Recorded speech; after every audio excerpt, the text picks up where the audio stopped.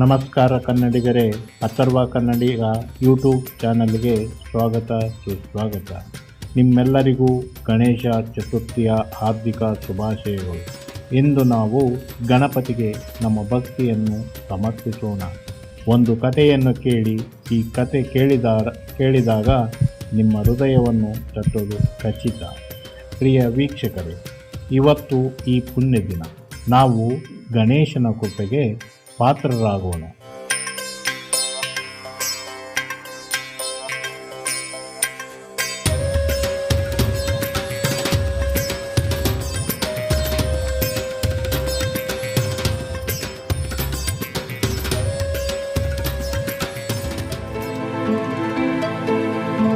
ಹಳ್ಳಿಯ ಮನೆಗಳಲ್ಲಿ ಇರುವಂಥ ತಾಯಿಗಳಂತೆ ಈ ತಾಯಿಯು ತನ್ನ ಮಗನಿಗೆ ಎಲ್ಲ ಸರ್ವಸ್ವವನ್ನು ನೀಡೋಕೆ ತಯಾರಾಗಿರೋಳು. ಈ ತಾಯಿಯ ಹೆಸರು ಗಂಗಾ ಮತ್ತು ಮಗ ಶ್ರೀರಾಮ. ಈ ತಾಯಿಯ ಒಂದು ಕನಸು ತನ್ನ ಮಗನಿಗೆ ಪರಮಾತ್ಮದ ಮಾರ್ಗದರ್ಶನ, ಬುದ್ಧಿವಂತಿಕೆಯ ಬೆಳಕು ಕೊಡುವುದು. ನೋಡಿ, ಗಣೇಶನಿಗೆ ಬುದ್ಧಿವಂತಿಕೆಯು ಶ್ರೇಷ್ಠ, ತಾಯಿಯ ಪ್ರೀತಿಯೇ ಆದ್ಯತೆ. ಗಂಗಾ ತಾಯಿಗೆ ತನ್ನ ಮಗನ ಮೇಲೆ ಅತ್ಯಂತ ಪ್ರೀತಿ. ಅವಳು ಮಾಡಿದ ಪ್ರೀತಿ ಕೆಲಸದಲ್ಲೂ ತನ್ನ ಮಗನಿಗಾಗಿ ತೋರುವ ಪ್ರೀತಿ ಮತ್ತು ಕಾಳಜಿ ಸಲ್ಲುತ್ತದೆ. ಶ್ರೀರಾಮ ಅಂದು ತನ್ನ ತಾಯಿಯ ಜೊತೆ ಹಬ್ಬದ ಸಿದ್ಧತೆಯ ಭಾಗವಾಗಿದ್ದಾನೆ. ಆದರೆ ಅವನಿಗೆ ಗೊತ್ತಿಲ್ಲ, ಅವನ ಪ್ರಾಪಂಚಿಕ ಸುಖಗಳ ಹಿಂದೆ ತನ್ನ ತಾಯಿಯ ತ್ಯಾಗವೇ ಆಧಾರವಾಗಿದೆ. ಶ್ರೀರಾಮ, ನೀನು ಇವತ್ತು ಈ ಹಬ್ಬದ ಮಹತ್ವವನ್ನು ಅರಿತುಕೊಳ್ಳಬೇಕಿದೆ ಅಲ್ಲವೇ? ಸಂಜೆ ಹಬ್ಬದ ಸಂತೋಷದಲ್ಲಿ ಏನೋ ಅಹಿತಕರ ಘಟನೆ ಸಂಭವಿಸಿತು. ಏಕಾಏಕಿ ಗಾಳಿ, ಮಳೆ ಆಕಾಶದಲ್ಲಿ ನಿಂತು ಎಲ್ಲರೂ ತಮ್ಮ ಮನೆಗಳಿಗೆ ಓಡಿದರು. ಆದರೆ ಗಂಗಾಮಾತೆ ಅಲ್ಲಿಯೇ ನಿಂತಿದ್ದರು. ತನ್ನ ವಿಘ್ನ ವಿನಾಶಕ ಗಣೇಶನ ಮೂರ್ತಿಯ ಮುಂದೆ ನಿಂತು ಅವನಿಂದ ಪ್ರಾರ್ಥನೆಯ ಮೂಲಕ ರಕ್ಷಣೆಯನ್ನು ಬೇಡಿದರು.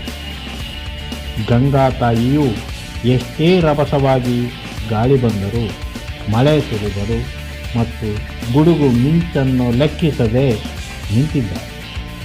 ಮಾತೆಯ ಶ್ರದ್ಧೆ ಮತ್ತು ಭಕ್ತಿಯನ್ನು ಈ ಸವಾಲಿನಿಂದ ತಿರುಗಿಸಲು ಪ್ರಯತ್ನಿಸಿದನು ಆ ದೇವರು. ಅಚ್ಚರಿಯ ವಿಷಯವೆಂದರೆ, ಗಂಗಾ ತಾಯಿಯ ಪ್ರಾರ್ಥನೆ ಫಲಿಸಿತ್ತು. ಮಳೆ ತಕ್ಷಣವೇ ನಿಂತು ಹೋಯಿತು. ಬಾನಲ್ಲಿ ಕತ್ತಲಿನಿಂದ ಬೆಳಕು ಆವರಿಸಿತು. ಅದು ಎಲ್ಲ ಸ್ವಾಮಿಯ ಕೃಪೆ. ಈ ತಾಯಿಯ ಶ್ರದ್ಧೆಗೆ ಗಣೇಶನು ಕೊಟ್ಟ ವರ. ಈಗ ನಿನಗೆ ಅರಿವಾಯಿತಾ, ತಾಯಿಯ ಪ್ರೀತಿ ಮತ್ತು ಭಕ್ತಿ ಯಾವ ಮಹತ್ವವನ್ನು ಹೊಂದಿದೆ ಎಂದು. ಶ್ರೀರಾಮ ತನ್ನ ತಾಯಿಯ ಪ್ರೀತಿಯ ಮಹತ್ವವನ್ನು ಈಗ ಅರಿತುಕೊಂಡ.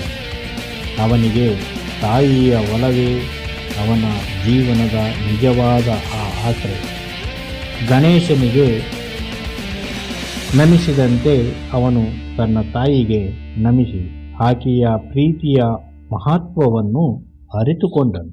ಅಮ್ಮ, ನಿನ್ನ ಪ್ರೀತಿಯ ಮಹತ್ವವನ್ನು ನಾನು ಈಗ ತೋರಿಕೊಳ್ಳುತ್ತೇನೆ. ನೀನೇ ನನ್ನ ಜೀವನದ ಪರಮಗುರು. ಈ ಕತೆ ನಮಗೆ ತಾಯಿಯ ಪ್ರೀತಿಯ ಮಹತ್ವವನ್ನು ಕಲಿಸುತ್ತದೆ. ಜೀವನದಲ್ಲಿ ನಾವೆಷ್ಟೇ ದೊಡ್ಡ ಮಟ್ಟಕ್ಕೆ ಹೋಗಿದ್ದರೂ ತಾಯಿಯ ಪ್ರೀತಿಯ ಶಕ್ತಿ, ಅವಳ ತ್ಯಾಗದ ಹಾದಿಯೇ ನಮ್ಮ ನಿಜವಾದ ಶ್ರೇಷ್ಠತೆ. ಅವಳ ಪ್ರೀತಿ, ಅವಳ ಶ್ರದ್ಧೆ, ಅವಳ ಆಶೀರ್ವಾದವೇ ನಮ್ಮ ಜೀವನದ ಪೂರಕ. ಇದನ್ನೆಂದು ನಾವು ಸದಾ ನೆನೆಸಿಕೊಳ್ಳಬೇಕು. ನೀವು ಈ ಕಥೆಯನ್ನು ಇಷ್ಟಪಟ್ಟರೆ ಲೈಕ್ ಮಾಡಿ, ಶೇರ್ ಮಾಡಿ ಮತ್ತು ಸಬ್ಸ್ಕ್ರೈಬ್ ಮಾಡಿ. ಅಥರ್ವ ಯೂಟ್ಯೂಬ್ ಚಾನಲನ್ನು ಫಾಲೋ ಮಾಡಿ. ನಮಸ್ಕಾರ.